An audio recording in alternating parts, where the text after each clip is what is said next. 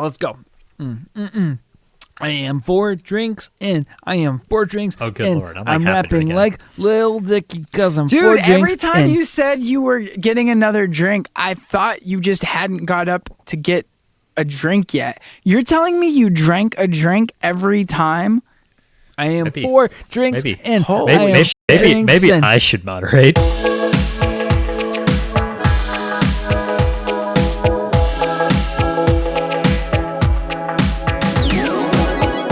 Wake up, everybody. Today is Thursday, December 17th, and we are Never Free to Play, a podcast where we talk about all the video games we wish we were playing. I'm one of your hosts, Jason Wright, joined by my 2 co-hosts, Sean Mybers and Greg Artelona. If you decide you like us and you miss Karch, well then, too bad! It's a Dirty Bros Takeover Shoutcast!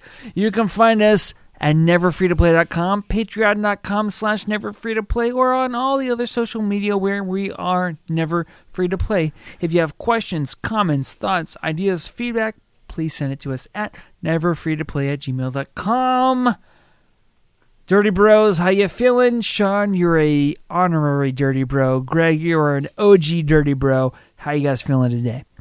I was told we wouldn't be using last names. I don't know that I want to be associated with you. I can bleep out your last name if you want me to. I can bleep them out.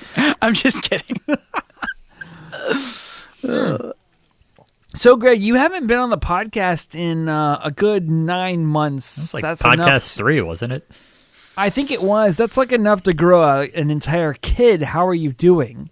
I am doing well. Glad to be back instead of just listening and mixing every week. Get to show my true talents in front of the Oh, wait. I'm audio only this week. I hate you for that, but that's okay. Sean, how are you doing?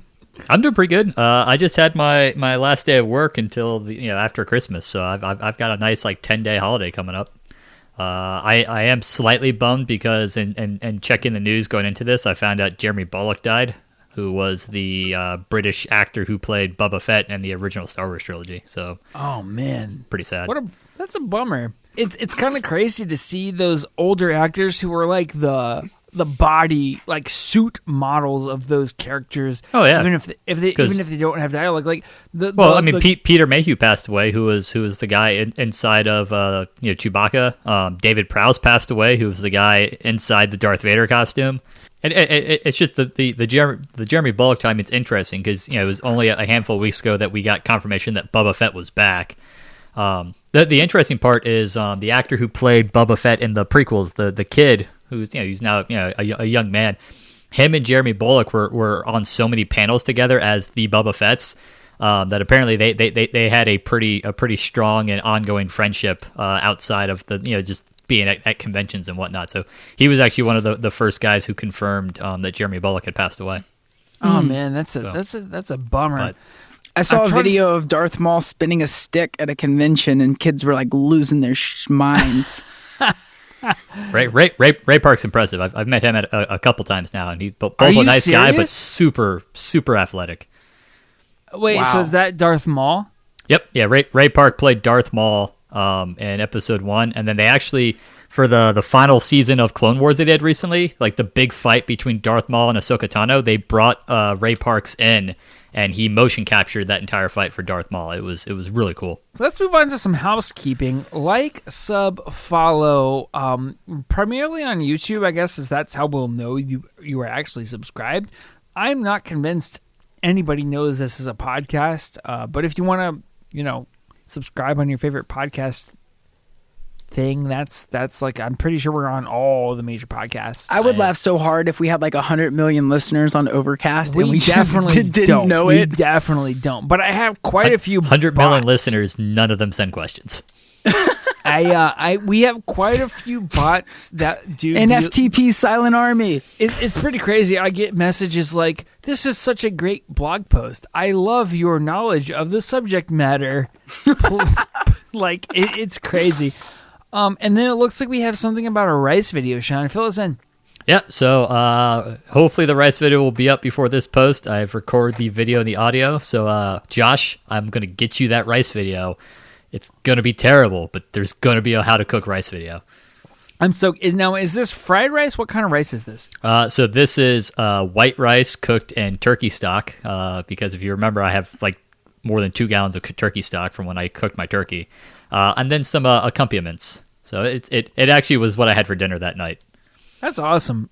Chicken fried rice. Is there Cold going to be beer a on Friday night? Is there going to be a fried rice video? Because I would like to know how to do that. I'm just curious. I want to know why the countryman is singing about chicken fried Sure, rice. I can cook fried rice. That is within my capabilities. I want to answer these things separately. I can get my hot plate that I bought when I was living in hotels, and I can cook at my desk in front of my laptop. But is that like deeply country? No, it's not. So separate things there. Sean, yes, please do that. Greg, those aren't the lyrics. He says with a little bit of chicken fried. He's talking about it's not. It has nothing to do with the rice. He's talking about the fried rice. Like if you, for instance, if you go to Long John Silver's and you get like there's like literally you can order these. It's the little crunchies that are a part of when you deep fry like the chicken. They're not talking about rice at all in that song. I mean, that song's a lot more depressing if it's actually a guy getting drunk and going to Long John Silver's. Yeah, chicken fried rice. Cold beer on Friday night. No. It's not that at all. It's not that at all. I'm missing the target audience mood vibe thing. You guys are clearly terrible Southerners. I don't think Greg I really is. count. I mean, I can have a Southern drawl in the right atmosphere when it's advantageous, but typically I try to avoid it. Greg's not a Southerner. Roll Tide. We'll just leave it at... Shut up, Greg. Shout outs. I only have one. Karch, I hope you're having a great vacation. That's why Karch couldn't be on the podcast tonight. He is at a nipple piercing convention, and I just truly hope he's having a good time, and I hope he shows those nipples when he gets back.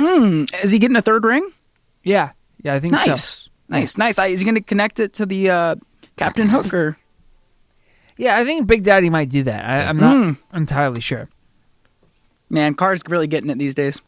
He's got several tattoos he hasn't showed us. I've got no corrections. We are off the rails. So let's do some news. To start watching these podcasts with more of a critical eye, so I can start doing corrections. Yeah, you just try. Just to spite this trend. Please do. Somebody needs to correct us. Somebody needs to stop us. Okay, let's talk. This is the news. I don't have a lot of news, but I do want to get you guys' opinion on a couple of things. One of which is the Cyberpunk launch controversy. So, here's the deal. There were several controversies, and I want to outline them, and then I want to talk about them. So let me outline them first, and then I want to get your opinion on them. So we have the delay aspect of it. So we started development in 2012. We expected this in April of 2020, and we had 3 delays alone just in this year, which landed us into December. We have the fact that we heard that they had mandatory crunch at the studio. They said at the end of 2019, when this was a hot topic with Rockstar Games and other studios as well, at the end of 2019, they said, okay, we're not going to do that for this game. We're just simply not going to do it. But then they did it, and it came out. So it's not so much the fact that they crunched as much as the hypocrisy around it. Well, the lie. You said you weren't going to crunch. Right. But also I thought that a little bit of this controversy was they crunched and then still had some pretty embarrassing bad moments in like this game that I've seen. Right. Like, It's the totality of everything that I'm saying, and I want to get your opinions on it, like of the whole, like the holistic launch. I want to get your opinions on. So there was also this fact that they had a lack of an epilepsy warning, despite the seizure triggering animations. So they had animations in the game that were essentially like doctors came out and said, this is exactly what we do for studying seizures, and this is literally what we show when we're trying to trigger a seizure. But they had no warning about that. Okay, but if you're playing a game called Cyberpunk and it's a video game, flashing lights, I don't know. I really don't care about that one. I want to get your holistic opinion when I'm done. Then you had the fact that some of the console versions are nearly unplayable. So they're kind of being called out on this. They had no footage of PS4 and Xbox One anywhere in their marketing. And they didn't really highlight that in their marketing campaign. Well, and they specifically did not send out any console review codes. So all the review codes that went out were PC only.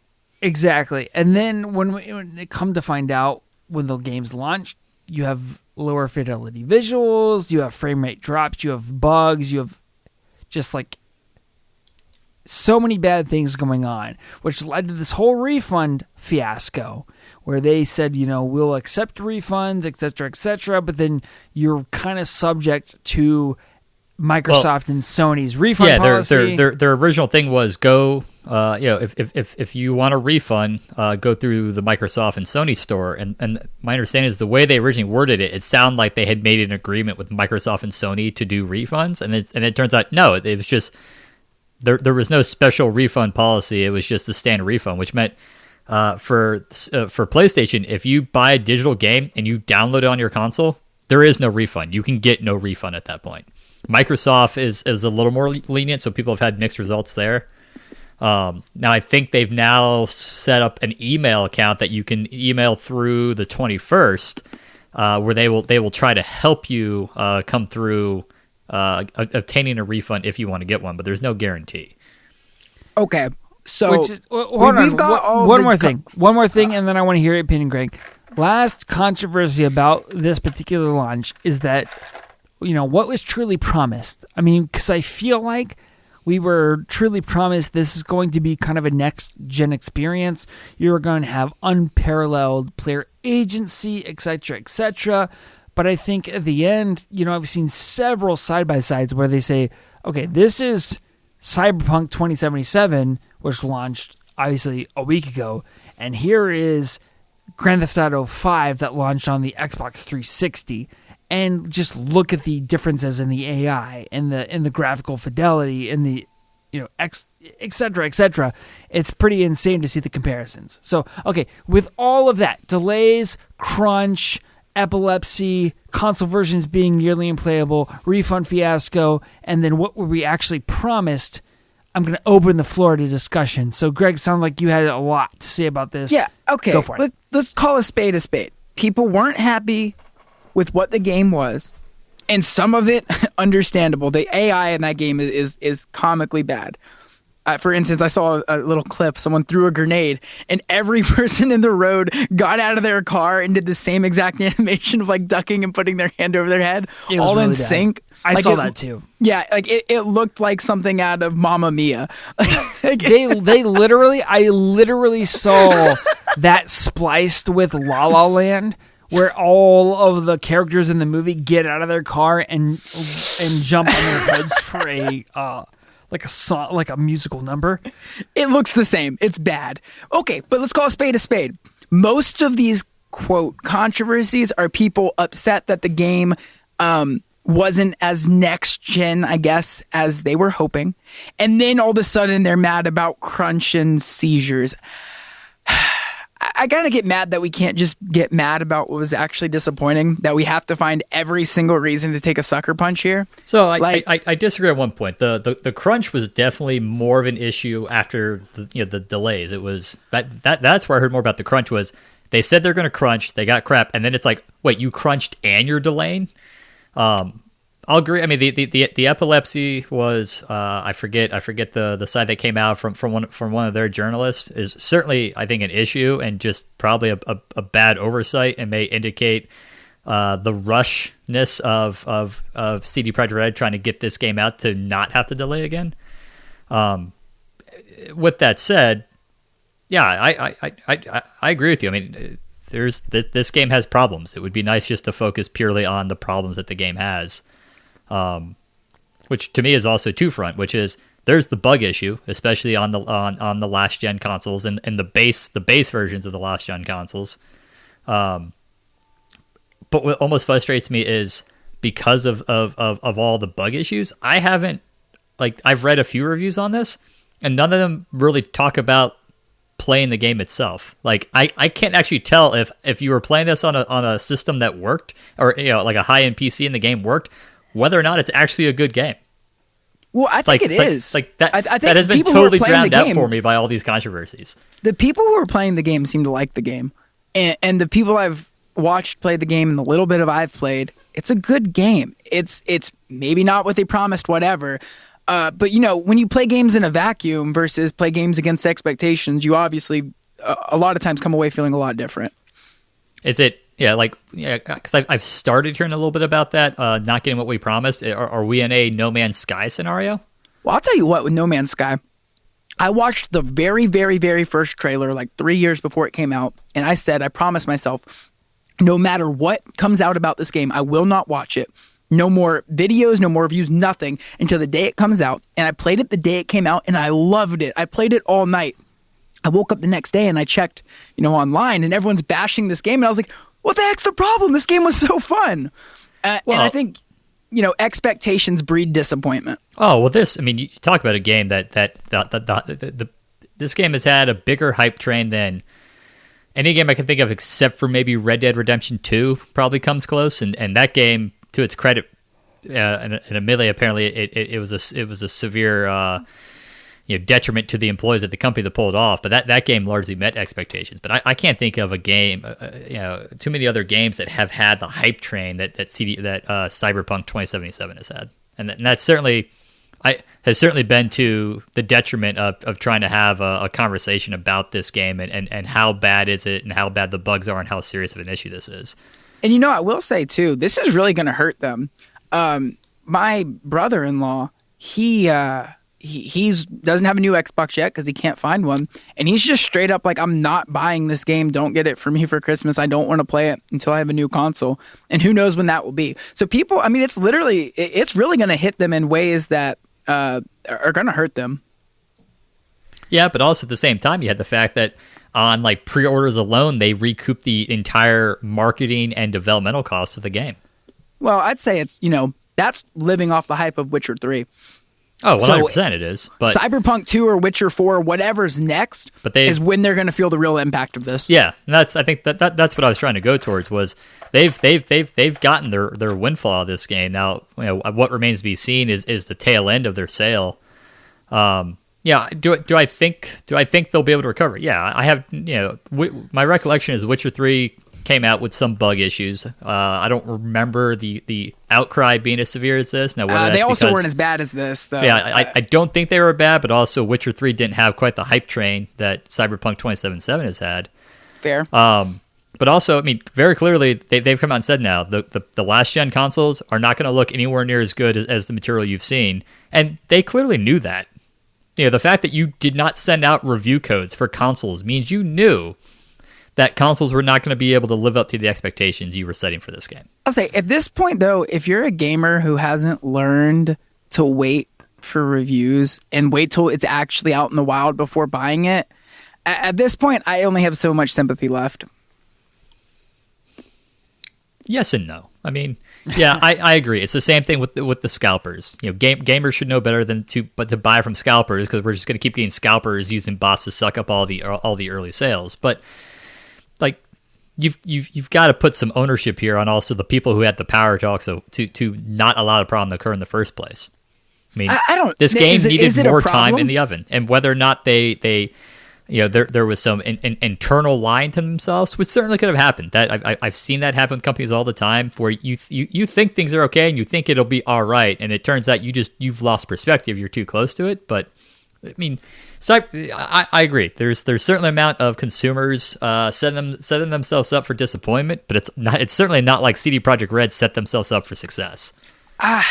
I don't know. I think it's so funny how gaming consumers get treated so much differently than every other consumer. Did anybody cry about the crunch that it took to get your new washing machine made? Did anybody cry about the crunch it took to put the chicken on the shelves of the Kroger? No one cared. There was crunch at that manufacturing facility, I promise you. And you didn't care about that, so don't cry about this. But does that crunch last for weeks or months on end. I've seen it. Absolutely. Well, I've absolutely seen it. But the other thing is, at the end of that crunch, you did get a fully formed product. Where in this case, I truly believe that's two different groups. There's one group that's crying about the crunch, and there's another group crying about the quality. Those are not the same people. I think it is. I think there's people mad about the quality, so they want to take every punch they can throw. There's a Venn diagram. There's some overlap. I don't think it's fully one-to-one. Hard to tell. I mean, I guess it is hard to tell. It really is hard to tell because the internet is terrible. Everybody in it is terrible. I do think I somehow feel like the whole world is run off of middle schoolers' opinions because who the hell else has time to like be this involved on the internet? Yeah, let's throw this out there. How many people do you know in your personal life that send tweets? Zero. Like literal zero. So that's the thing. The whole economy is run off of middle school opinions. And fake crybabies. I have no sympathy for them. For real, though. I sound like I'm joking. I'm really not. Maybe it is a vocal minority. We really can't and don't know. We really can't and don't know. I'll say this. I watched PewDiePie play this game and like for longer than I'd like to admit, and me and him both had a good time. Well, there you go. What else do you want? What else do you want other than a good time? A better game. Well, we could talk about this more. I want to talk about one other thing that happened in CD Projekt. So, for those who don't know, CD Projekt Red is the studio that developed The Witcher 3 and that also developed Cyberpunk 2077. But CD Projekt is their parent company, who is Polish-based. And they had another controversy this past week. I think just in the past few days, actually. So let me just lay it out for both of you because I don't know how up to date you are on this. Basically, there is a Taiwanese horror game that is PT inspired, and it's called Devotion. And this game was published in 2019, maybe late 2018. I don't know exactly, but people found this little Easter egg that displayed a parallel between Chinese President Xi Jinping and Winnie the Pooh. And as we all know, that President of China hates that comparison. Jason's about to get this podcast banned to like 3 billion humans. Oh no, the fact that I just chuckled means we're definitely banned. I'm also probably an enemy of the state, but I was already in the military, so bring it on. Fantastic, good. The more people who were controversy is great for publicity. But my point is that once this Easter egg was discovered, it started getting review bombed on Steam. And once it started getting review bombed on Steam, the publisher, Red Candle Games, pulled it.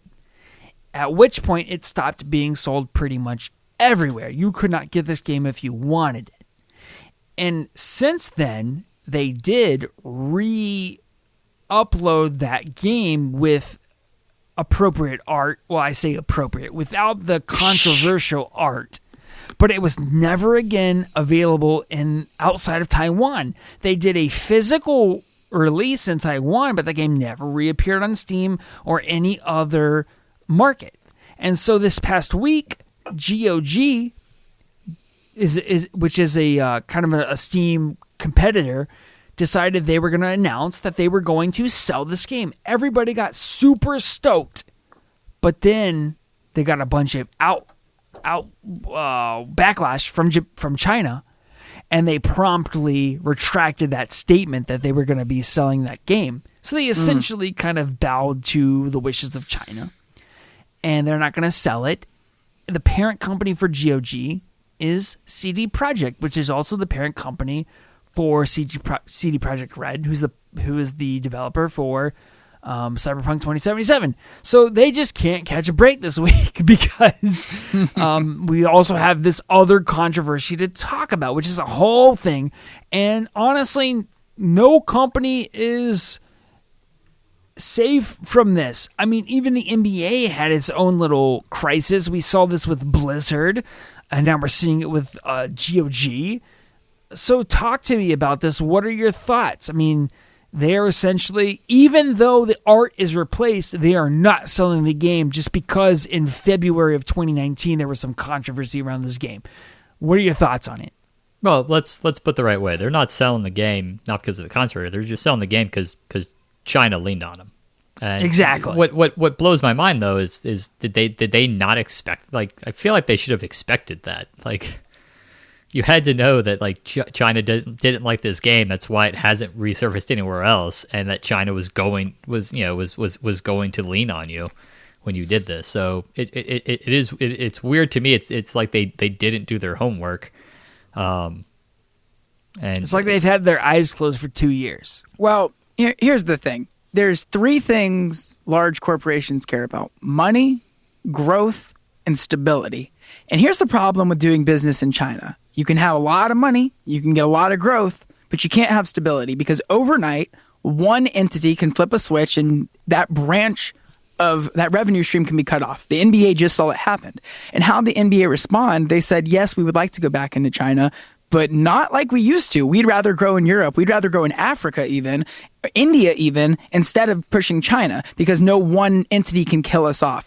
China's going to end up shooting itself in the foot here because if companies can't rely on that revenue stream, then it's not worth pursuing. So you know what?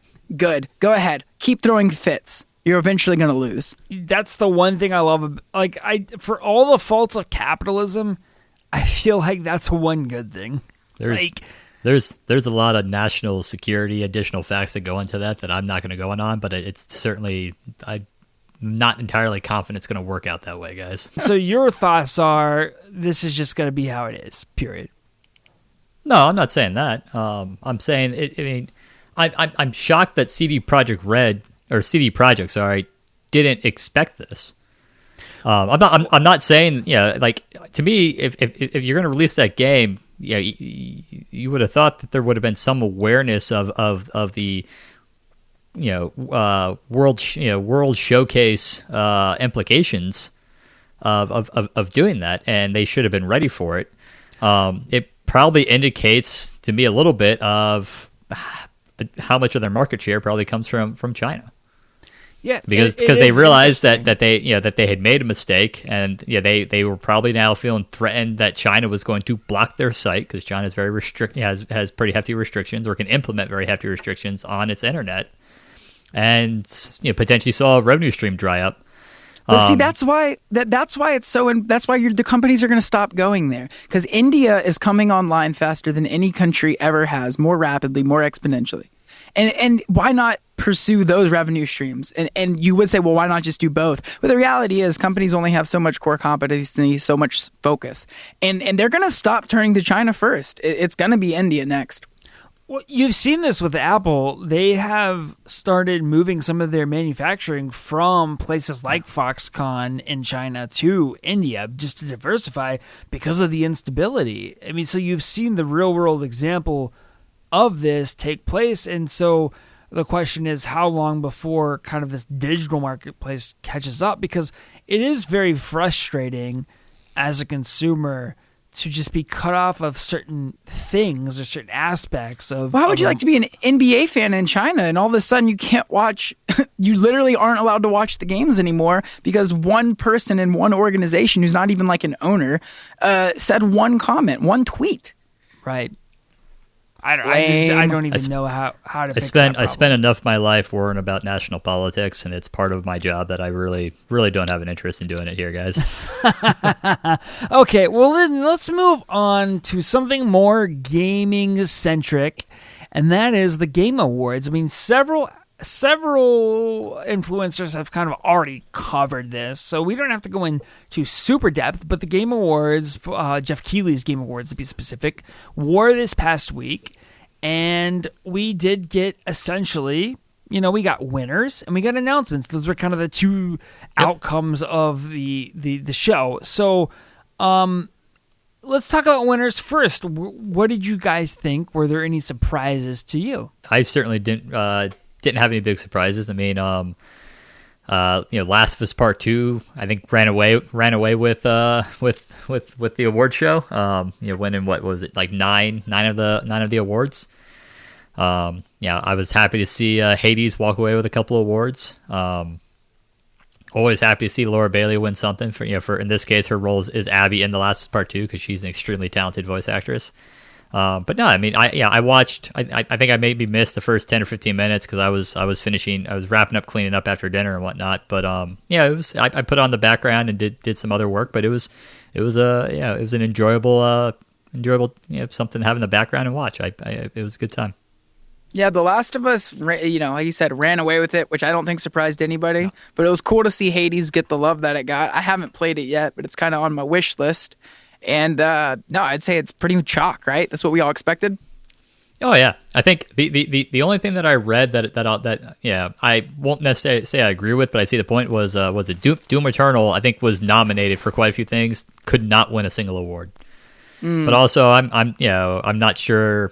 And anything that it was nominated for, that there wasn't a better game there. So that didn't surprise me at all. Well, The Last of Us 2 was The Last of Us 2. I mean, come on. Right. Like, sure. you picked a bad year if you wanted a little fake trophy. Do you think, let me ask you this question, because oftentimes if I'm thinking of the medium that games are often compared to, at least in this context, it's film. And so when I think of Oscars, when I think of Golden Globes, there's a certain type of film that wins those awards, and it very much is analogous to what like The Last of Us is for games. So my question to both of you is, how much of that influence are you seeing in this, and how does that make you feel as a gamer? Because I think as in film and games are two different medium, and so we're looking for two different things. Just in general, how does it make you feel? Yeah. And do you think that's the right trajectory? I mean, are we looking for that level of critical eye and scrutiny, and is that what's important in games, or do we just care about them being fun? Look, Iggy Azalea won Album Over the Year over Good Kid, Mad City. In what year, Greg? Like 2011? 2014. And You know what? I'm still upset about it. and the point is, do you want it to be a popularity contest, or do you want it to be high art? And frankly, I just don't care either way. Well, I mean, I don't know either, but like, so Kendrick Lamar to Pimp a Butterfly, I mean, to me, that was an acid trip in my brain. It was Iggy Azalea was it wasn't fun to listen to music. Iggy Azalea was a fake butt. I guess that's what I'm saying. Sean, level us out here. Well, so I haven't watched any other award show for anything in years, and this was the first time I watched the Game Awards, so I literally have no idea what you guys are talking about. Okay, he's saying that the awards are starting to lean more towards the high art gaming is getting the awards. And I get that. And my comment was going to be on that was, so like I'm all like, let's face it, at the end of the day, if you give me the choice between a multiplayer game and a big single player story driven game, I want to go play the story driven game. So to me personally, that doesn't bother me. I will say that by the dint of the categories alone, because the categories do tend to kind of follow similar categories for the bigger ones. So obviously, Game of the Year, Movie of the Year, Best Game Direction is Best Director. Best Story is Best Narrative. It would be nice if the Game Awards could find a way to also because you got two aspects of gaming by and large. You have, and this is before really getting into like mobile versus the more old school console and PC. But you have the single player story driven game, and you have the multiplayer focused games. And there's definitely by the number of awards, more of those awards are going to lean towards the story driven game. And that may be something that's worth looking at the Game Awards to be better representative, is to figure out a way to have categories that are going to lean, additional categories that are going to lean more towards also recognizing multiplayer games. Because for the most part, the main one that got multiplayer games would be best ongoing game, which honestly No Man's Sky won, which has multiplayer but is still more of a single player experience. But that was also the category where you saw things like Destiny. So really between that and maybe mobile, there's really not a lot on there. I feel that are easy for multiplayer games to be recognized. Well, here's the thing. People who are mad that the artsiness is kind of taking over, I'll just say, oh, if you wanted it to be Doom, right? And that's what a lot of those people are. Look, more people played Candy Crush this year than played Doom and The Last of Us put together. All right. Sure. So at some point, the artsiness has to matter. Well, there's an aspect here too of what in the video game industry actually gets recognized by other parts of the industries. It's games like The Last of Us Part 2, like other people who aren't into games are know about The Last of Us Part 2 because it extended itself past gaming, because it was this kind of story that transcended just the medium. Yeah, wasn't there some social commentary in that some people didn't like or something that caused the review bombs? Probably always is. Yeah, whatever. I don't even want to touch it, to be honest with you. Weak sauce. Other than, but what the only thing I'll add to that is I guess it's just kind of like in the Oscars, a comedy's probably never, even if you enjoyed that movie the most out of the entire year, it's probably never going to win Best Picture. And that's just kind of where we're at with gaming too. If like the most fun game might not win the best game, and I said that a couple episodes ago, if not the last episode, that like I think every gamer should play The Last of Us Part 2. But that's not the game I had the most fun playing with in 2020. But I'll be damned if that wasn't a fantastic game. So again, I totally it can't just be a popularity contest, because if you really want to sample everybody again, Mom's voting for Candy Crush. Sure. Okay. So we kind of talked about the winners. The other outcome of that was the announcement aspect of it. And Jeff Keighley always does a decent job of at least getting some unique announcements at that show. Was there anything in the announcements that stuck out to you of like, oh, I would definitely want to check this out, or, that sort of thing? What stuck out to you in the announcement aspect of it?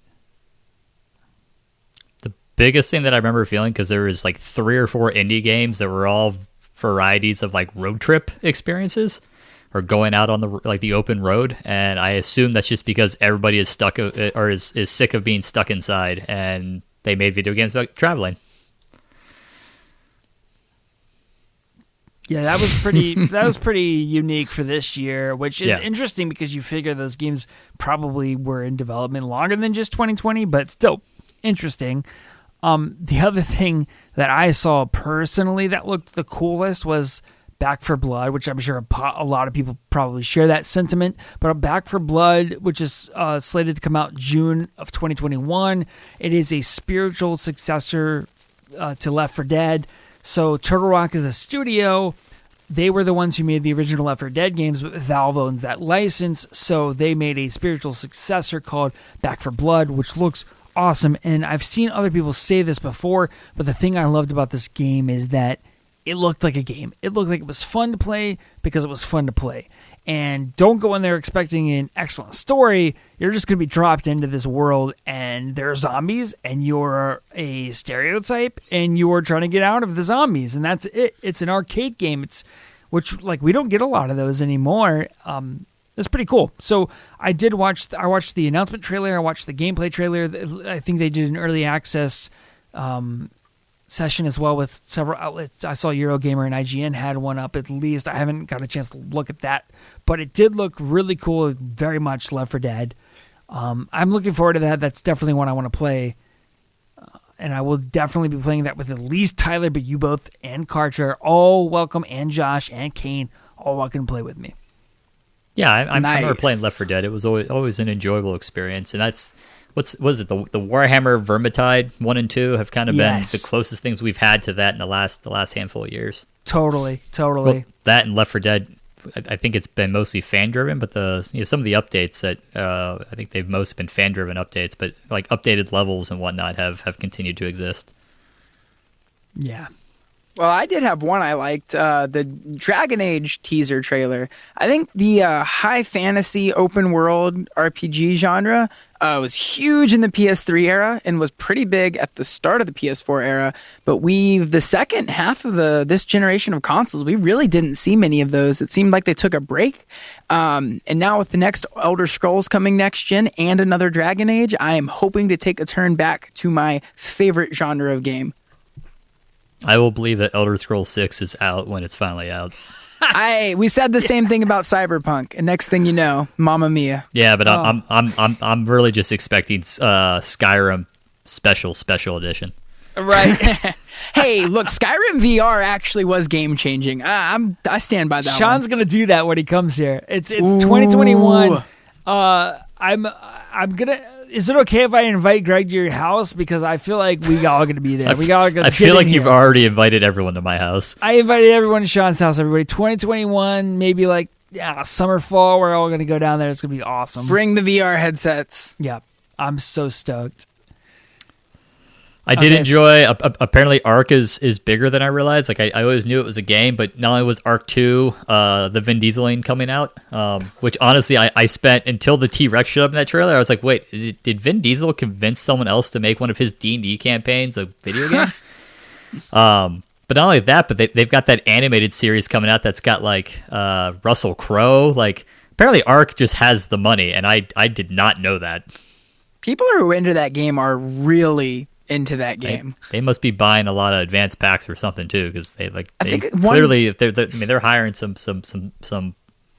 A-list talent for their. I think it's the kind of game you have to kind of keep feeding your money or your time into to stay relevant in. So they figured something out.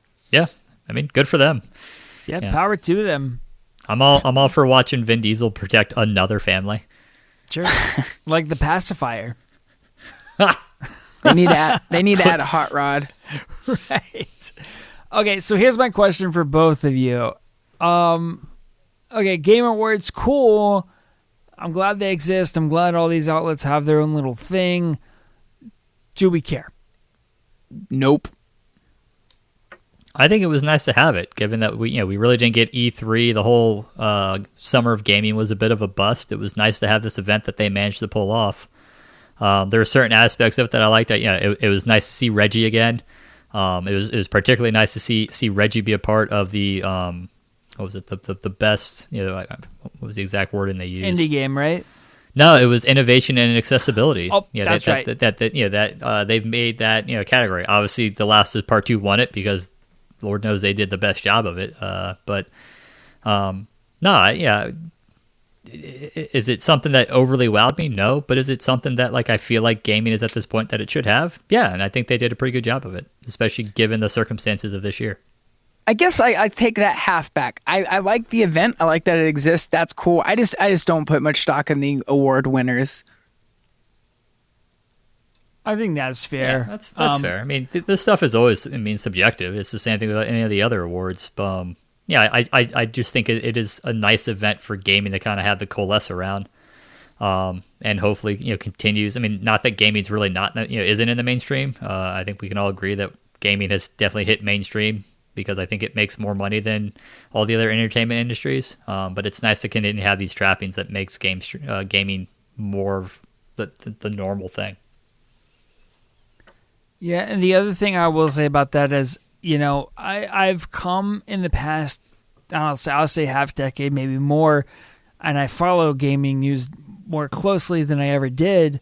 But as someone who never really followed gaming news, say 10 years ago, it was cool. I followed gaming, but not gaming news like I do now. I didn't listen to podcasts and do all that.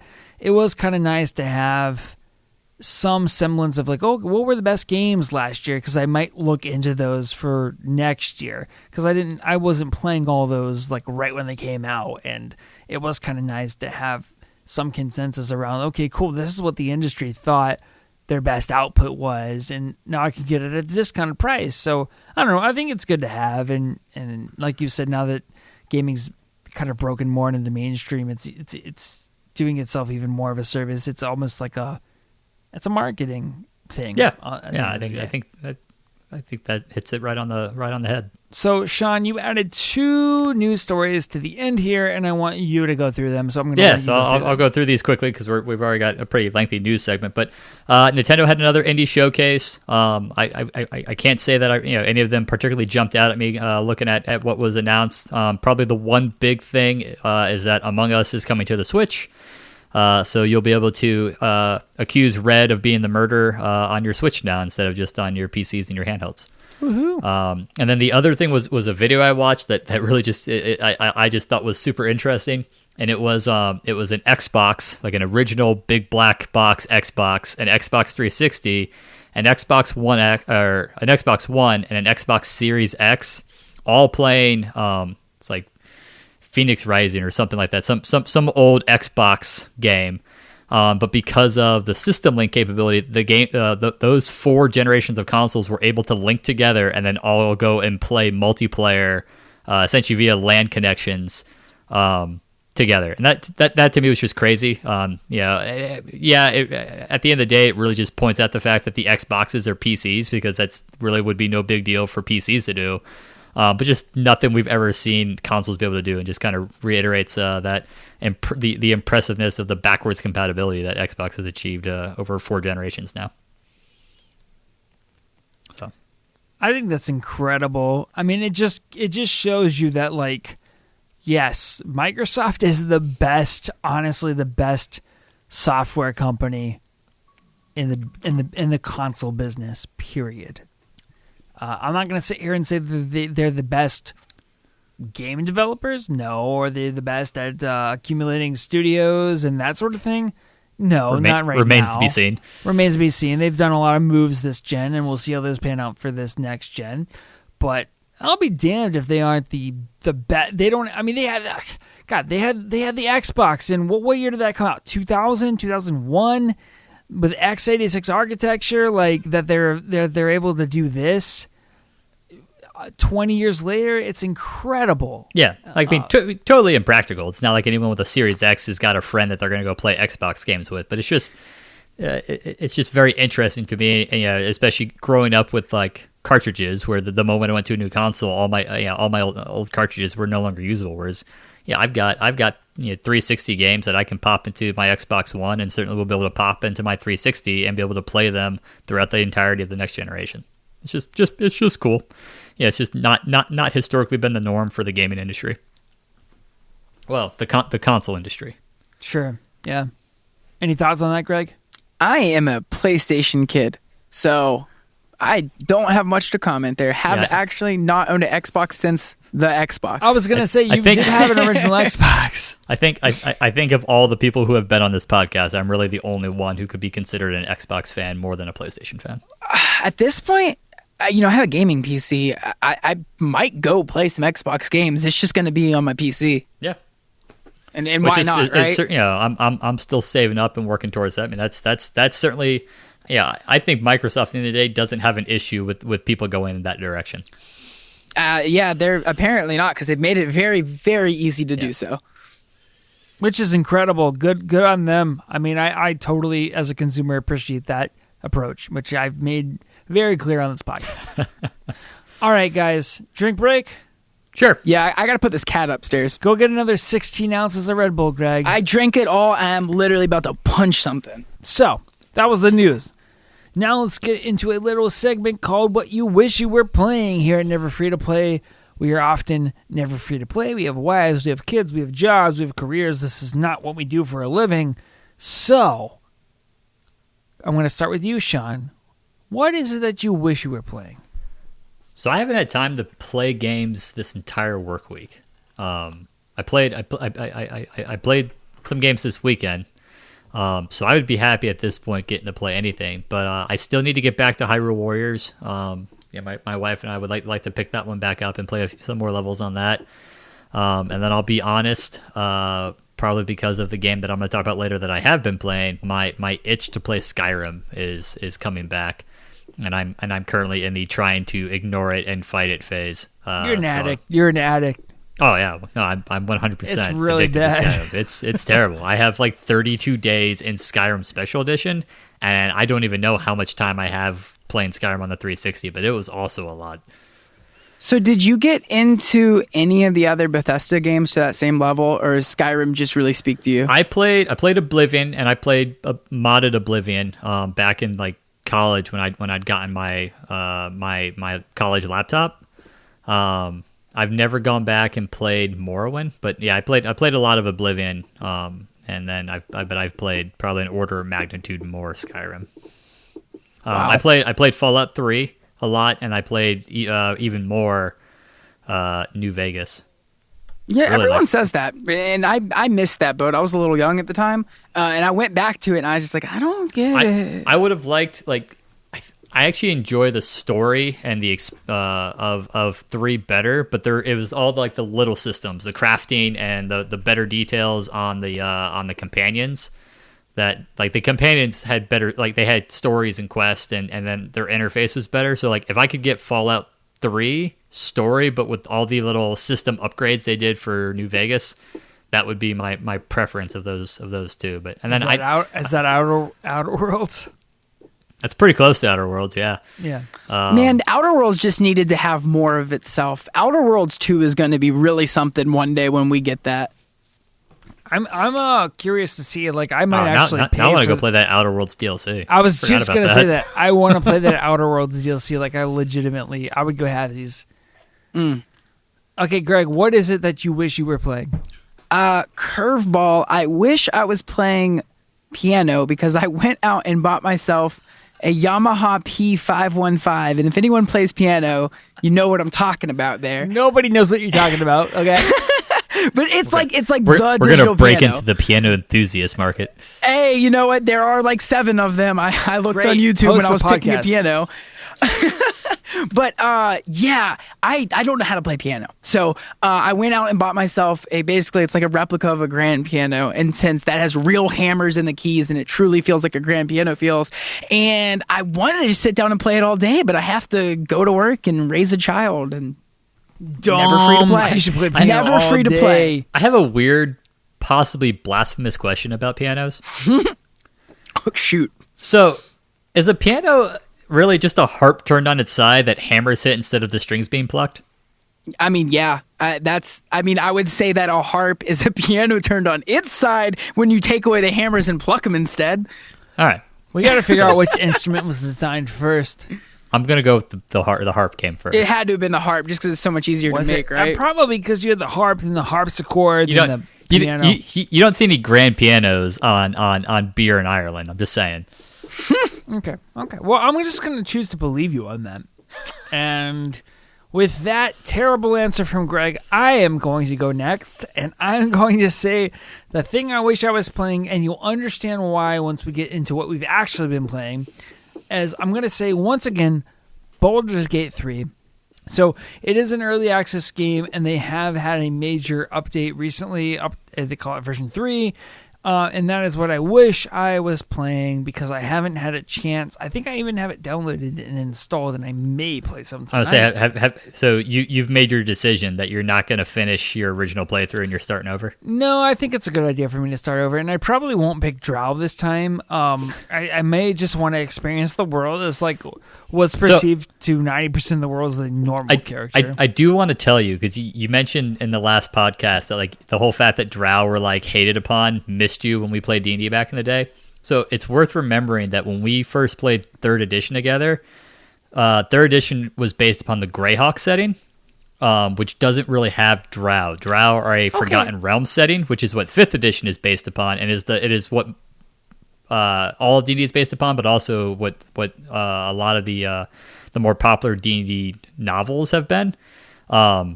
So like there were dark elves, but like every race had a subrace that was like there were dark dwarfs. They're called Durgar.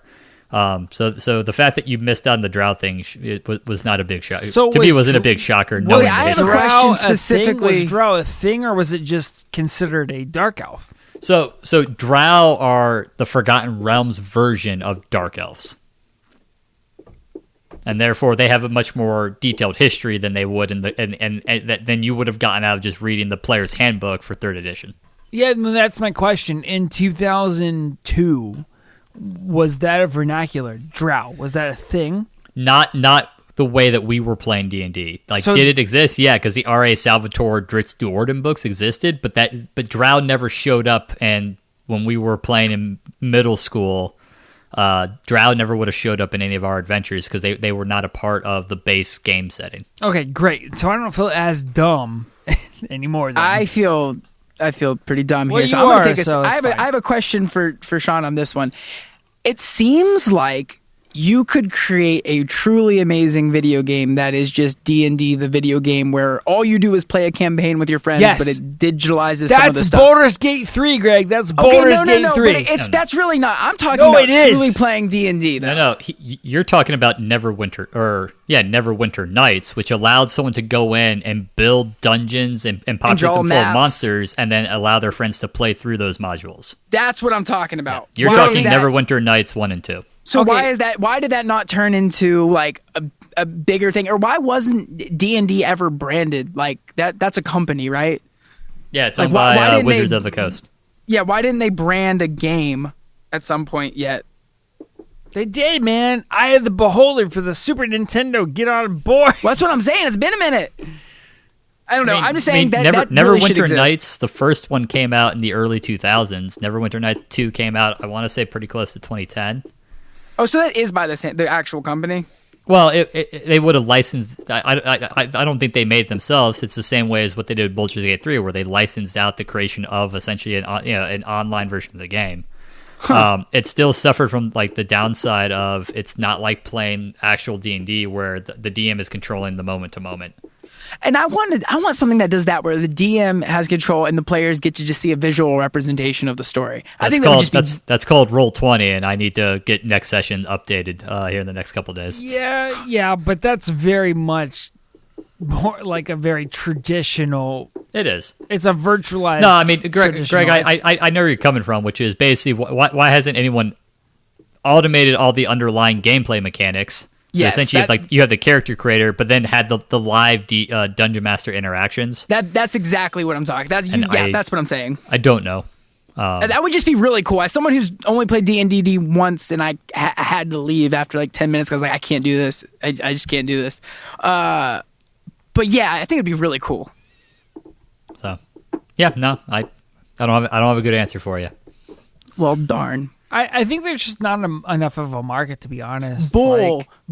No. That's just not true. I mean, I don't know. I really feel like there's not enough of a Look who you're on a podcast with. There are plenty of people who would like to do that. Okay. I mean, I hope you're right. And, maybe Baldur's Gate 3 is that answer, because there is a multiplayer, and I am interested to see how that works, because I haven't actually played that multiplayer with anybody. If it's anything like Baldur's Gate 2's multiplayer, it's just going to be that you all create characters that fill your how many character slots does that allow? How big can your party be in Baldur's Gate 3? I think it's 4.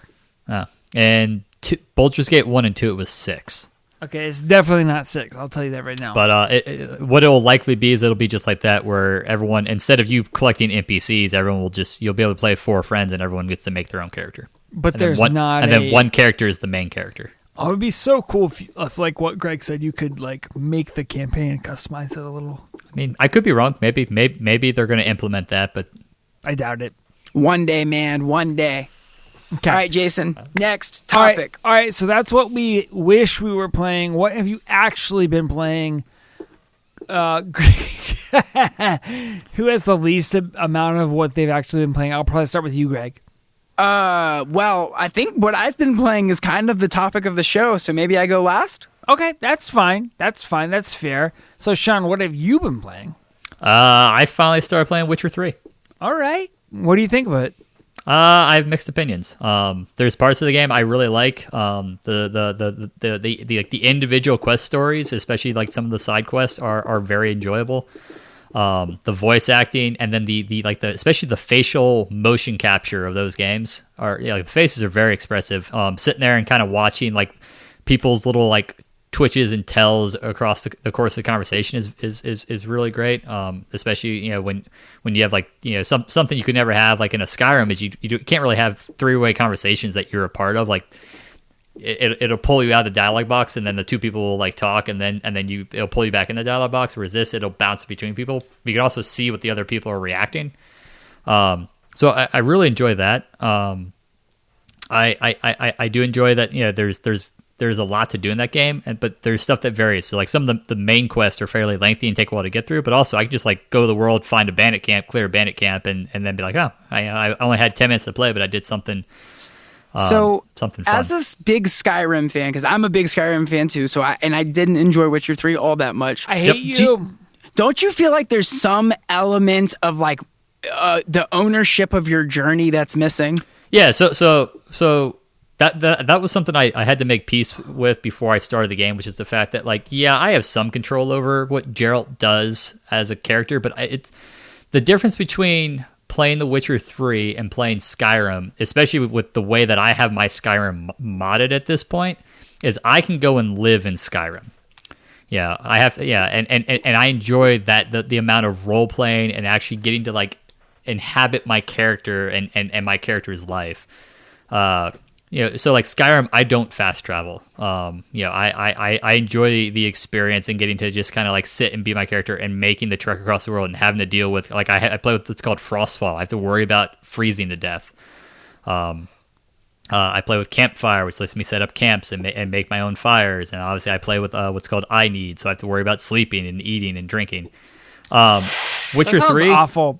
I don't know that sounds fun, but I have a lot of respect for you, man. I have a recommendation for a game after we're done with this conversation. But like Witcher 3, I fast travel everywhere. I'm just here to get things done. And so yeah, it's a different game. It's much more focused on the bigger story it wants to tell. Whereas Skyrim was much more focused on kind of the more the experience of playing the game. And so, and that gets to some of the issues I've had with Witcher 3. Combat is, and part of this may be the fact that my mod, the part of my mod set up on Skyrim, but combat is not, to me, is not very good in The Witcher 3. It's not. And there's also the fact that like I love the stories behind the quest. But the actual going through the quest, 90% of the time is go to this place, turn on your Witcher sense, and follow a trail. And it's like, and then follow that for 5 minutes, find the thing, and then either follow some more stuff or fight the thing, and you're done. So there's a repetitiveness to the Witcher 3 that is getting a little grating, and kind of, and this is aside of some other of the smaller systems, the oils and whatnot. I have things that irk me about them.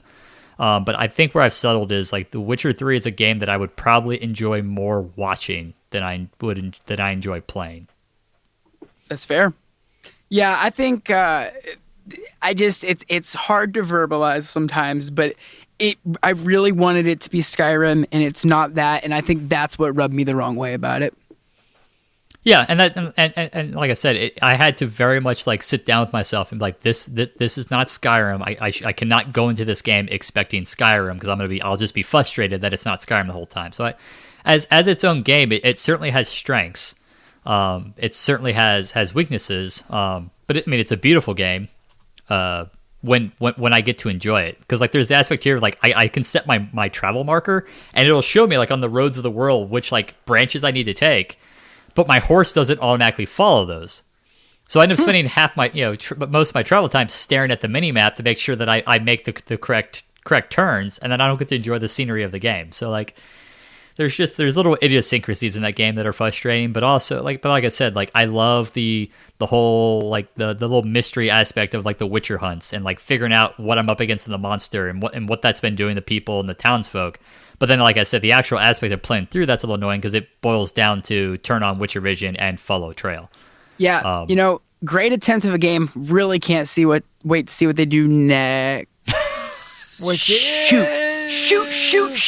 So Cyberpunk 2077. Mamma mia, here I go again. Yeah. So Jason, how was how was your Cyberpunk experience? I know when we talked on Friday, you said you'd played about 30 minutes. Yeah, so I wanted to just first start by saying I think you might actually enjoy the RPG Outward, because it essentially is kind of what you described. All those mods, what I turned my Skyrim into. What you turned your Skyrim into, the sleeping, the eating, the resource management.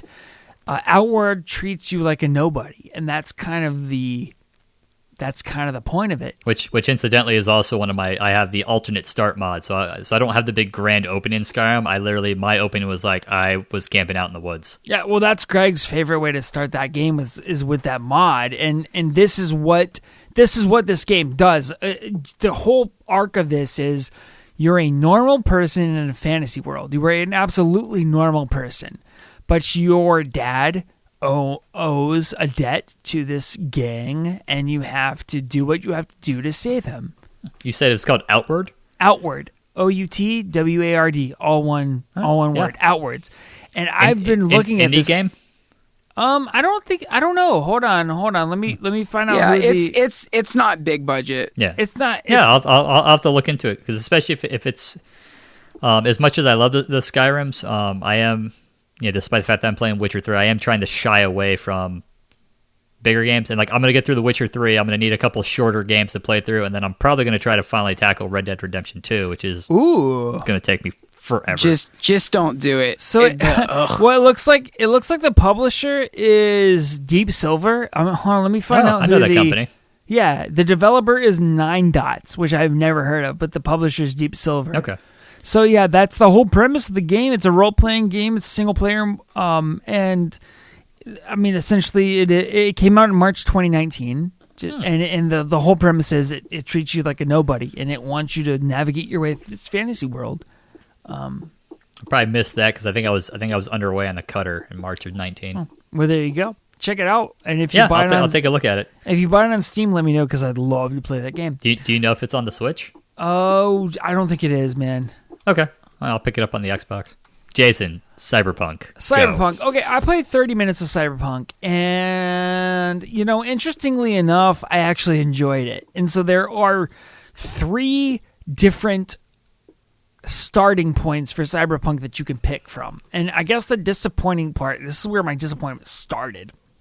You can pick from starting as kind of like a rogue outlander sort of guy, a nomad who has no country, and that's kind of your starting point. You can start kind of in between, where you are like basically from, I mean, in this world, you're from New Jersey. You're like a gangster sort of guy, but you have like local pride, and that's kind of like what you are. You have like local pride, and that's your motivation. Or you can be what they call a corpo, which is just like you are a company man, and this is just all you ever were. I bet that's what you picked. So you have these 3 starting points. Now, my understanding is, within the first 30 minutes of the game, these all homogenize into one story. And so it doesn't really matter what you pick in terms of the starting point. I picked the New Jersey local pride guy, because when I was reading the descriptions, I don't know, this one just kind of spoke to me, even though I hate local pride. So I played 30 minutes of this game. It was a lot of cinematic. It was a lot of cutscene. You had some pieces of it where you could walk from point A to point B, talk to a person. You could choose a different dialogue response. How far into this game are you? Literally 30 minutes. You haven't done anything but watch cutscenes then. I literally haven't done anything but watch cutscenes. But here's where I got disappointed. What? How you know? You're not allowed to be disappointed in a game where you haven't done anything other than watch 30 minutes of cutscenes. I think I am. And let me tell you. Within the 30 minutes, what I discovered is no matter what starting point you start at narratively. You looked that up. You spent more time Googling this game than you have playing it. It doesn't matter, because the truth is the truth. No matter where you start narratively, you converge into one storyline, which is frustrating, because which is irrelevant, because you wouldn't know that. It doesn't matter. It has no bearing. Wait a second here. That's every game. Dragon Age Origins, which prided itself on your origin, was literally your origin mattered for the first 30 minutes, and then the Grey Wardens all got killed, and then the rest of the game was the same, with the exception of a few interactions. Didn't Google that, didn't know it, loved the game. Oh, no, absolutely. Google is killing video games. Every game I've ever seen that's been like, your choices matter. Your choices matter the most in the first, at most, couple hours of the game, and then your choices kind of just here and there show back up.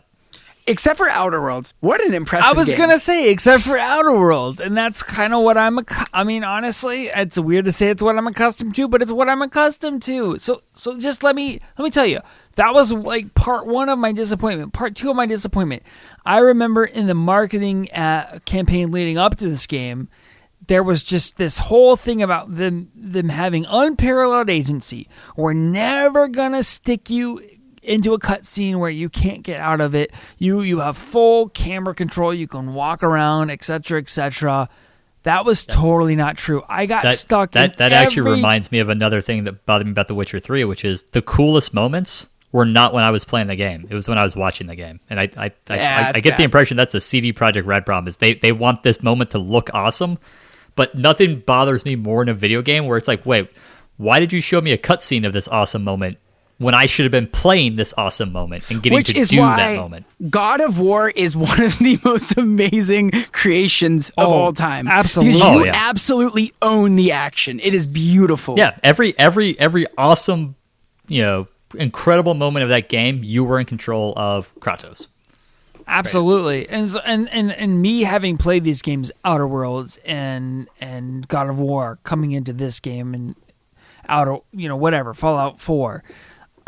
It's weird going into this game and just feeling like everything's predetermined. And so when I go into a dialogue, for instance, in Outer Worlds, when I had these dialogue options, they lead to different outcomes. And even in Baldur's Gate 3, when I have these dialogue options, they lead to different outcomes in the game. And I know this because I've failed missions and I've gone and replayed them, and I do different dialogue options and I get different outcomes. In the Outer Worlds, so far as I've played, the ancillary options are not highlighted, but there is like a dot next to the one you're supposed to say, or it's outlined in orange. I can't really remember. And so basically, if you say anything other than the predetermined response, you just get additional information. You said Outer Worlds? You meant Cyberpunk? Yeah, sorry, Cyberpunk. Yeah. If you respond with anything other than the predetermined response, that's like The Witcher 3. There's the yellow highlight dialogue option, which will move the conversation forward, right. And then there's the white ones, which is me asking questions, and I'll go back to where I was. Exactly, and that's exactly what the case is here. Is that nothing you do changes the trajectory of the narrative. Okay, get back to me when you're past the opening hour of the game, though, because I am fairly confident this game opens up. But yeah, I am curious because, like, compared to Witcher 3, I mean, the only thing I've done that probably I've done two things that have had big impact. But looking at the Bloody Baron quest, and how Witcher 3 is like 4 years old, right? I can spoil this. Yes, absolutely. Wait, hold on. Let's just say it right here. If you haven't played Witcher 3, spoiler moment right here. So maybe skip ahead like 10 minutes. So, but yeah, you get the point there where like the crones, the witches there in the Cragball Swamp or whatever it's called, send you off to the Whispering Woods or the Whispering Tree, and you find like the Druid spirit. And you can either kill that thing or you can free it. I freed it, which meant then it went and saved the children, but then was it Anna, the Bloody Baron's wife, ended up dying, and then he hung himself. So it had an impact, but also I don't think I was ever going to see the Bloody Baron ever again. So it's kind of like, all right, like nominally, yeah, my choice had an impact there, but it wasn't like it. I feel like I don't feel like get the impression it's going to have or particularly change the course of the game I'm playing. And this is something video games as a whole have to get better at.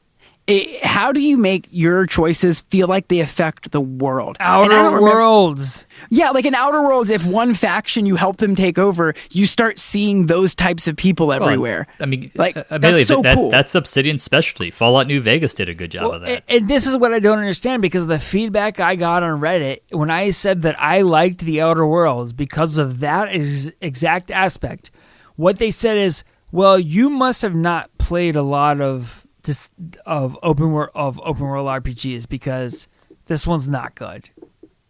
Which like absolutely drove me crazy. I don't know what groups you're in because I don't remember anyone telling me that they didn't. The only complaint I remember about Outer Worlds was that it was too short. I remember and that it sucked on the Switch, but yeah, but that was like a year and a half after the fact. I don't even count that, honestly.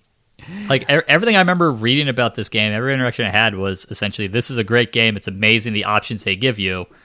Wish it was longer.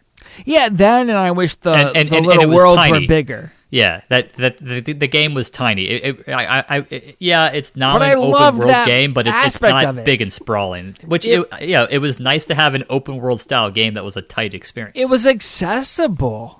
you know? Like, it didn't overwhelm me, and I loved that aspect of it as a never free-to-play, as a lovely NFer. Like, I dug that aspect of it because I can't handle anything much bigger than that. But going back to the topic at hand here, I do have to side with Greg a little bit that to decide 30 minutes in that the game isn't going to give you any choice is a little bit rash. That's true, but I mean, I will admit that I returned it because I just... oh my God, you are so terrible. You are the problem. Go start sending tweets. No. You are the problem. Did you, because I remember when we talked before, you'd said you'd had like one graphical bug. Did you end up having a buggy issue? No, it wasn't a bug issue. It was just that there was so much negativity surrounding the game, and all the videos that I saw, it's just... oh my God. I'm gonna probably re-buy it in a year when it's a little more big. Guess what you're getting for Christmas? A hard copy, and I'm burning the receipts, baby. No. Lego. You don't do that. I mean, it seemed like a cool game. I'd be fine with it. Like, I was fine if Steam decided not to accept my refund request. I would have played it. But, like, I just think it just needs a little more time. It just seems when like this game opens up. Now, look, in CD Projekt Red, what The Witcher is now is not what it was at the start. Exactly. People forget how buggy that game was when it first came out and the backlash that hit it. I'm gonna play. Probably when I get a PS5 is I'm going to wait to play the game till then. Well, and that's the thing. You should wait for the native PS5 version because at present there isn't one. And that's the thing. Okay. There's not a quote-unquote next-gen version. It is a PS4/Xbox One version that takes advantage of the hardware, but it's not a native version of this next gen. I don't buy into all that. I mean, I understand what you're saying. I'm not saying you're wrong. I'm just saying it's not what I care about when I play a game. Okay, well then you go spend $60 on it. Like, I want a graphics card update. That's over 10% of what I need to spend for the graphics card. And that's one game that's not even fully baked. If I just wait on it to be patched and whatever, it'll be $30 in 6 months. Okay, but that's any game regardless of how good or not good it is. And okay. This one's particularly... We agree to disagree on this. You agree are to the disagree. problem. I mean, I've paid $60 for plenty of games this past gen that were great on launch. I mean, Card Spot Final Fantasy VII Remake, that was great on launch. I bought The Last of Us Part 2, that was great on launch. Card Spot Ghost of Tsushima, that was great on launch. Like, there's no reason this needs to be like this. This is not that bad. Honestly, though, it's you didn't play it, so you don't know. I watched like 6 hours of it. It's a little embarrassing. Well, so pause here. You watched 6 hours of it of a guy presumably playing it on a high-end PC rig. Yes, I will say that. That is different than Last of Us Part 2 and Final Fantasy VII Remake, which were console launches. This was a game that admittedly has not launched in a particularly stable state on consoles. Well, no, the bugs on consoles, though, are like graphical fidelity. They're not, and then the other part of it's like the logical stuff, like we were talking about with the people jumping out of the car stuff. But there's also like things not rendering right and objects floating about, like there are corrupted save files and crashes. Now we're like, and like even on that we saw like the T-pose thing and stuff like that hits, but that's hitting on all the versions. I think I don't think those are unique to the old gen consoles. Well, and that's what I hope they shore up is some of this AI logic. To be honest with you, because like that's so depressing to know you're playing a game that has been in development for 8 years that doesn't from an AI standpoint surpass something that launched on the Xbox 360, which is Grand Theft Auto 5. Like, that was really the thing that it was honestly the straw that broke the camel's back, was when I saw what happens when you point a gun at a person in a car in Grand Theft Auto 5 versus Cyberpunk. Like, okay, you're also the person that refused to play Dragon Age Origins because when you walked into somebody, there wasn't an animation for it. I mean, maybe that's true. I don't remember that, dude. I really don't remember that. It stuck out to me. All right, that is enough of what we've been playing. Let's get into the topic of the week. And the topic of this week is Oculus Quest 2 versus Oculus Rift S. Now, Greg, you own both of these. Yes, sir. And we did reach out to Reddit to ask some questions, or not to ask some questions, but to ask people to ask some questions. Yeah, for some questions. And we did get some responses.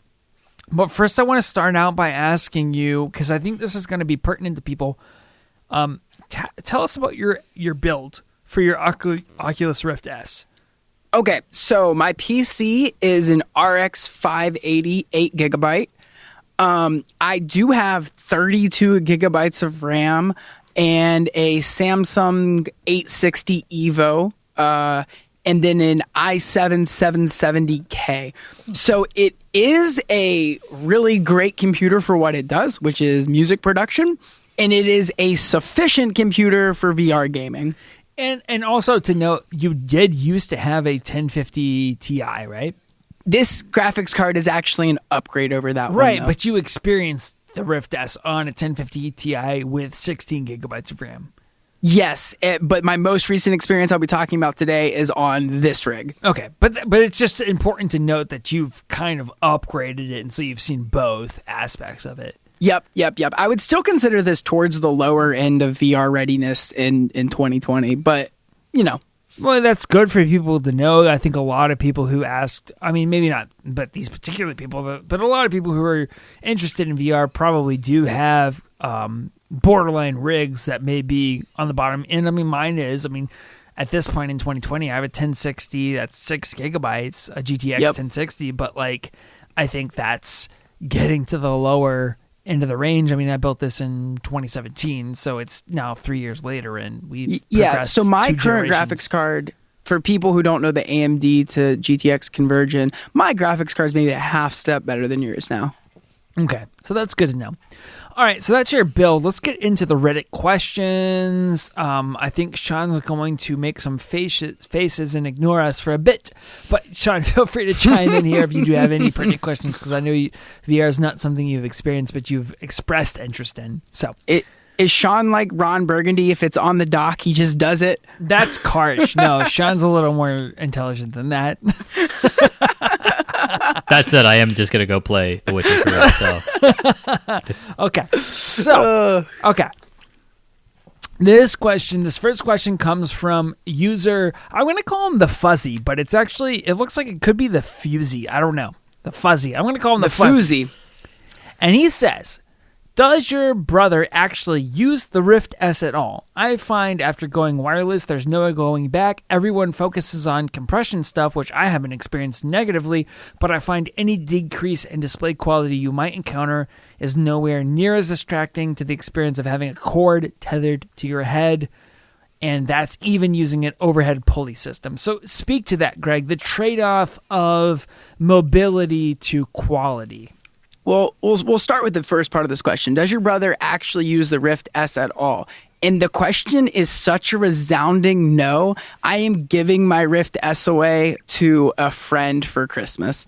Because once you have the Quest and once you have that freedom and that extra space, there really is no going back. It is amazing. And for the few games where I need my PC to run it, and we have the Oculus Link cable now, even if it's a slightly inferior experience on paper, the trade-off for the freedom on the games you can play, I mean, it's astronomical. It's game-changing. And also, the room my computer's in has enough space to play VR, but not enough space to, like, really go ham. So, with my Quest, I can take it into the most empty room in my house, move some furniture around, and just kind of have a ball with it.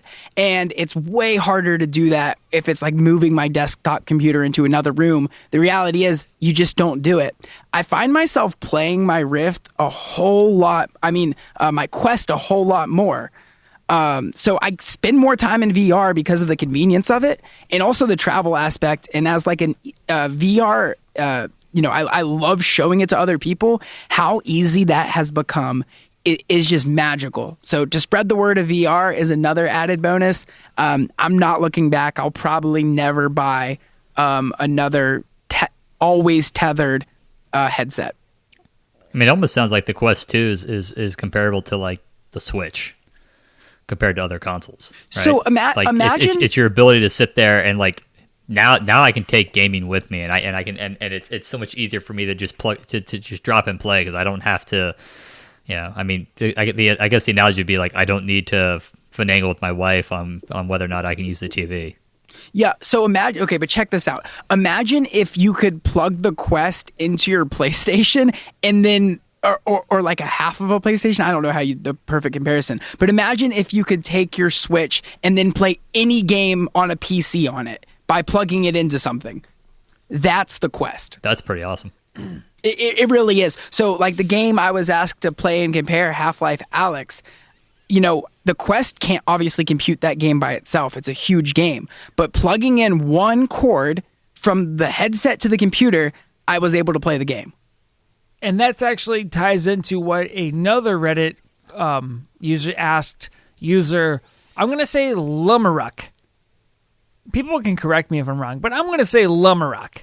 He wants to know three things. Where did we get these questions?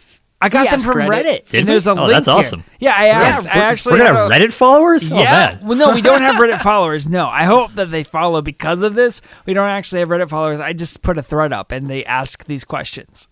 So user Lumaruk says he wants to know what it's like playing Steam games like Half-Life Alyx on the Quest 2 via the Oculus Link versus the Rift S natively. So what does that feel like?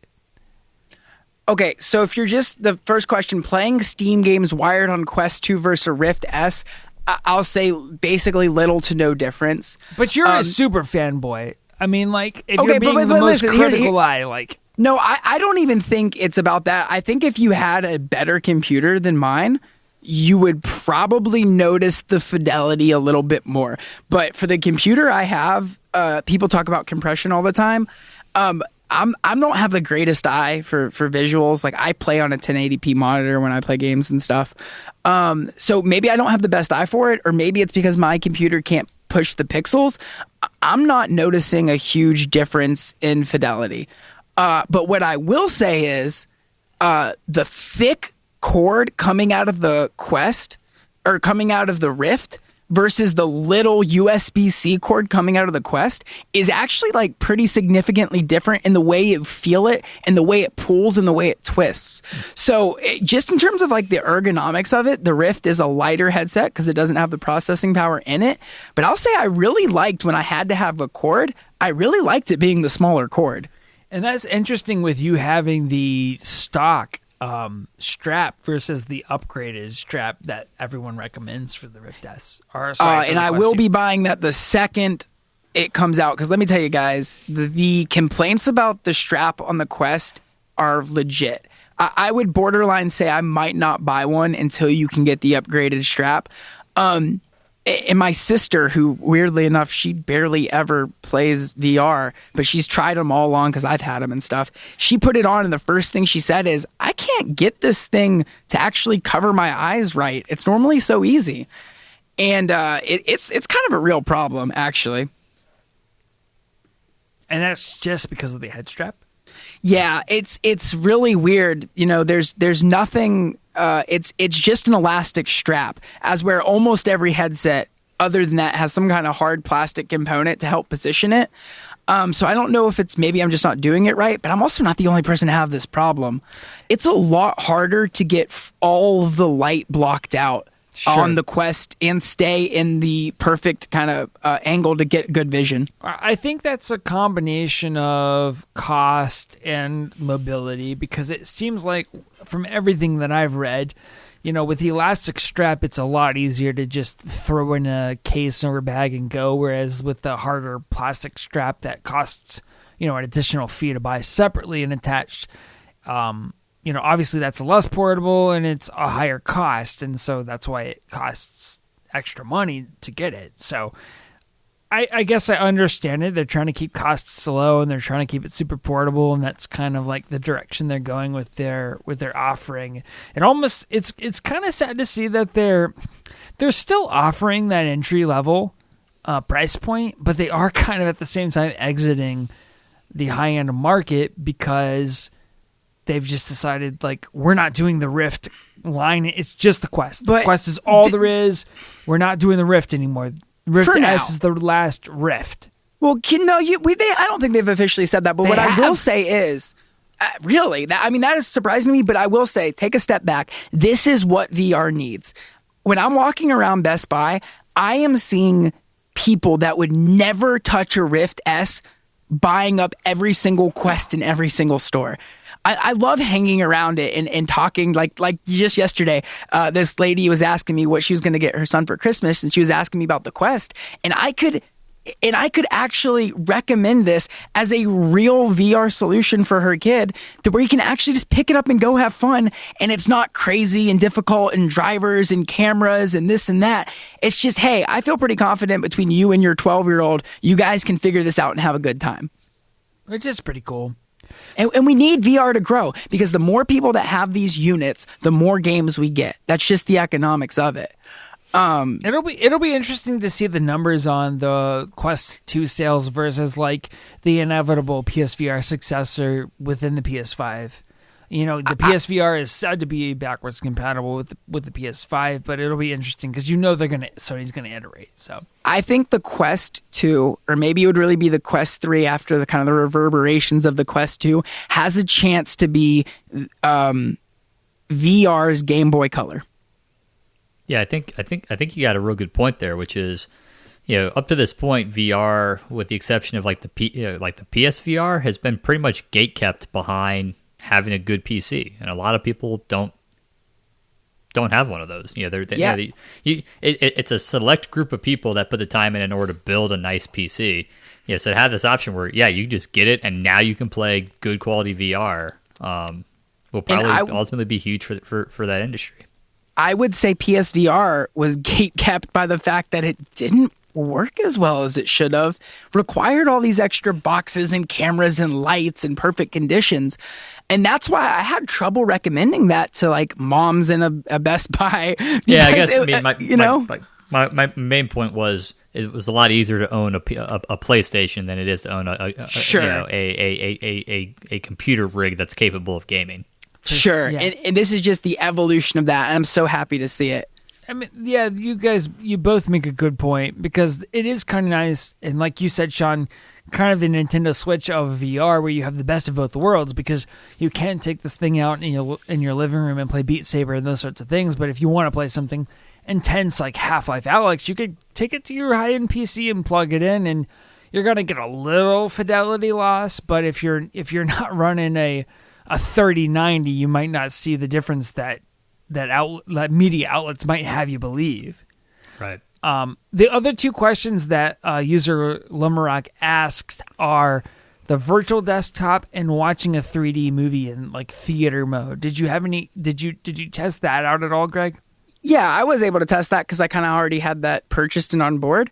What I will say is, in terms of like a graphical fidelity, again, not noticeable difference. You're gonna enjoy yourself just the same from a graphic standpoint. Unless, again, if you're one of those people that like, I have to game on a 1440p monitor and I really, really, really, really, really care, and I have a $3,000 PC and you want to push the limits, okay, I don't think the Quest is for you. But with that said, the one watch out here I would like to say is, keep in mind the Quest 2 has all of the processing power in the unit. So it is heavier than the Rift S by a somewhat substantial amount. Combine that with the strap being less comfortable. If you're going to be doing virtual desktop and watching a movie for 3 hours, it's less comfortable unless you get that upgraded strap. And even then, you're still dealing with the additional weight. Although the upgraded strap does counterbalance to some extent. So it does help handle some of that weight a little better. But it's just something to keep in mind if you're kind of sensitive to the weight of the HMDs. Yeah, and I've heard that there is also, like, there's two separate external straps you can get. There's one that's just the plastic strap, and that's, I think, what, $50 or $100? $50. $50. And so there's another one that's like $100 or $150 that has a battery built into it that's rechargeable. Yeah, I am. It does, and that exists. I am not at all interested in that. That's fine. I would just, to your point of counterbalancing, I've heard the one with the battery counterbalance is a little bit better. Yeah, but also it adds weight. And for me personally, I have herniated discs in my back and neck, so I'm not really about that life. But for some people, it might make more sense. Sure. Well, a lot of that comes down more to moments than straight weight, so the balance might actually be pretty critical. Yeah, that's fair to say. Hashtag mechanical engineer. Look at you. Look at you. It's worth it having everyone in the podcast. Okay, so the next question is from user The Knit. And they say, is the compression annoying on the Quest 2? So you kind of touched on this, but can you speak more to the nuances and quality between the Quest 2 and the Rift S? And I know specifically you've played Half-Life Alyx, which I think is probably the main title where you would see a difference because it is primarily like a Steam VR title that's like, what do you call that? It's a marquee title. Yes, exactly. So here's what I'll say. If you care enough to be asking this question, you are going to notice, and to that extent, you probably will care. What I will say is, once I got into actually playing the game and going through the motions of like actually having fun, it's not something that ever crossed my mind again. And I think part of that speaks to how immersive VR is in general. You kind of stop thinking about those type of things. So, and I have played VR that was really stuttery before, had some serious graphical issues. Sure, I mean, you and I have the head mount for the Galaxy 2. You know, like well, even more than I was just talking about, even playing on my Rift S on my old 1050 Ti, or I didn't even have a Ti, I just had a 1050. Right. It's not that, right? Because this issue is, again, not from your computer. It's from the amount of data that can travel across that USB-C cord. It's not going to ruin your experience. But if it is something you really care about, you're going to notice it. I think that's fair. I mean, I think, like, an enthusiast like me who's like, I just want to have the experience will probably not be bothered by it, but someone who's like, no, I demand the best experience. I mean, honestly, and I hate to say this, and I'm not trying to, what NFTP tends to do is blame the victim, but I'm not trying to do that. But you should probably look into a higher end headset like the Valve Index, or, you know, I don't like being wrapped up in that statement. Well, I'm sorry, Mr. Sean there. It's just mainly Karch and I. We like to blame the victim a little bit. And of video gaming problems. Yeah. Specifically here. For specifically video game problems, we like to blame the victim. So a Valve Index, or what? Greg, what's the other one? HTC.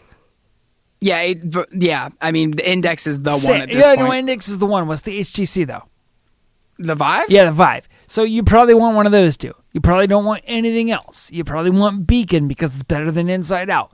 So if you're really concerned about this sort of thing, you probably shouldn't be evaluating the Oculus at all, be it the Rift S or the Quest 2. Like, if you are that, if you're going to be that bothered by it, skip it, because it's not going to satisfy you. You need to go with something else.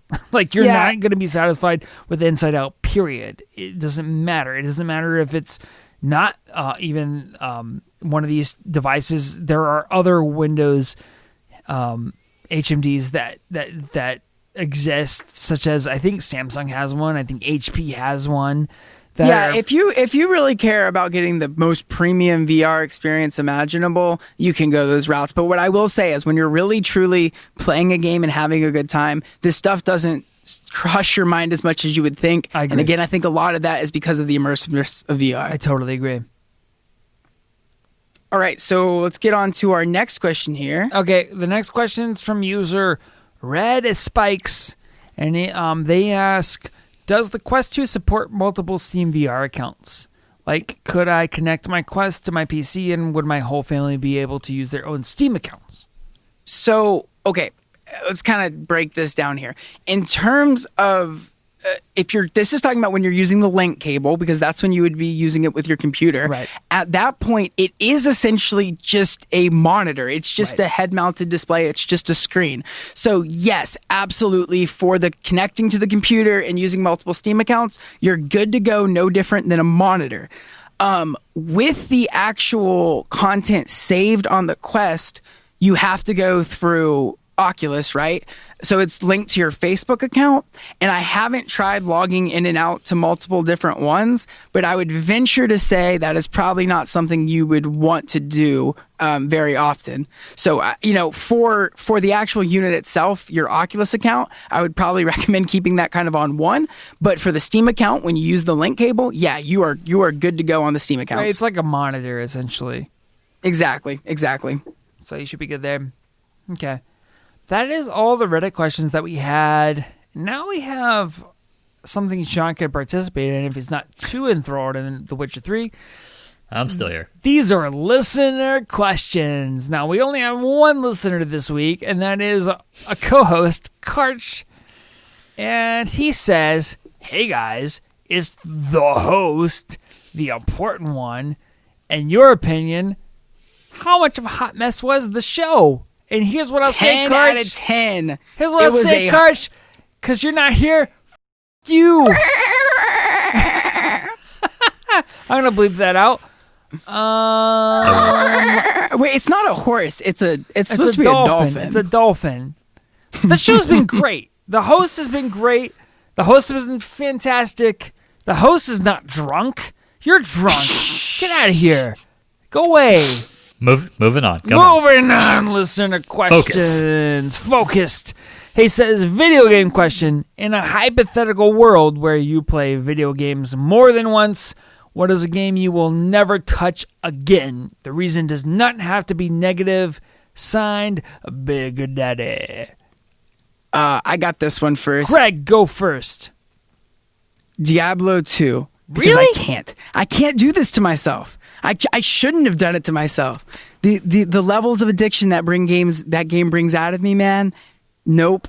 Never should have touched it. Never would touch it again. Just when I thought I was out, they pulled me back in. So you wouldn't ever play Diablo 2, but you'd play that other game. What's the other game, Greg? Oh, shoot. I have no idea, man. But you know what? They are HD remaster of Diablo 2 is apparently in the works. I don't believe it. And I am afraid for my career. What is that Diablo clone? It's going to drive me crazy, dude. Torchlight? No, that's from the same people. Oh, PoE. Path of Exile. Path of Exile. So you're done with Diablo, but you'll play Path of Exile. Fair, yes.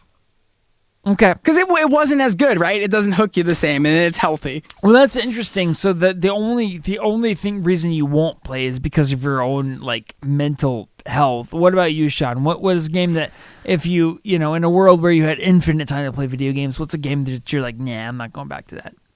So, with the exception of Skyrim, most open world games. Because by the time I finish the open world game, I'm done. I've enjoyed my time in that world. I've put a lot of time in that world, and I don't have an interest in going back.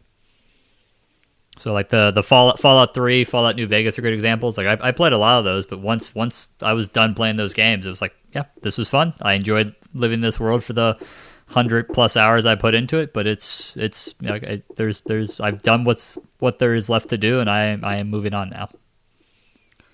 I'm the same way. I would say any super heavy narrative based game. So I've beaten all of the Uncharted games, Uncharted 1, 2, 3, 4.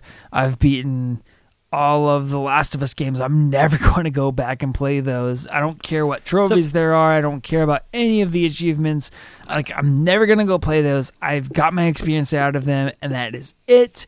The Dishonored 1 and 2. About that, but it goes back to I'll reread books, and I've had books that I haven't read in 5-10 years that I go back and reread, and it's interesting to see how those books speak differently to me at different points in my life. And I feel like a narrative driven games, if I went, if you guys are talking about playing BioShock Infinite, if I go play BioShock Infinite now, having not played it in who knows how many years now, I'm sure that game will there'll be different things I notice, and I'll get a different lessons and experience out of that game that I did the first time. It'll be almost a completely different experience, and that's fun to do, and that's something I get more out of narrative stuff than some other things. I mean, I appreciate that, but I don't know if it's the same for me. I just think... No, and I'm not saying it is, but... Yeah, I mean, I just think I get it. I get the experience one time, and, like, I can reflect on that to feel how, if I feel differently about what I experienced, but I don't necessarily... I have so little time to game that I don't want to experience it again, if that makes sense. But this was a hypothetical world where you had time to game. Well, and that's a good point. It's really hard to break myself from that, from a world where maybe I have more time to game than I do now. You put that into perspective. I just, I hate replaying games so much. I just really do. Yeah, I don't rewatch movies ever under any circumstance. And I'm the same way with shows. Like, I used to think Greg was weird for that, like not rewatching movies, but I'm the same way now. Like, I just don't. I'm just like, well, I've seen it once. I know it. If I want to, there's so much good content and there's so many good games. It's very rare to find something that I think justifies going back instead of forward. Okay, cool. Well, hey, I hope at least Karch was happy with that episode. Like, I'm pretty happy with that episode. I think this was decent. I think the host was great. I think the guests were fantastic. I think, really, I mean, this may have been the best episode yet, and I don't know why, but I just feel like it might be the case. Sean, do you have anything to say in closing, my friend? No, let's wrap this up so I can go play Witcher 3. All right, and decide whether or not I hate it. I love you all. I hope you all have a Jackson. fantastic week and a fantastic holiday. We're going to figure something out for recording next week. I'm not sure what. Greg's going to be in town, so I think we're going to do something in person, potentially with Karch, maybe without him. I don't really know. But at any rate, you all have a fantastic week. We will try, but we are never free to play.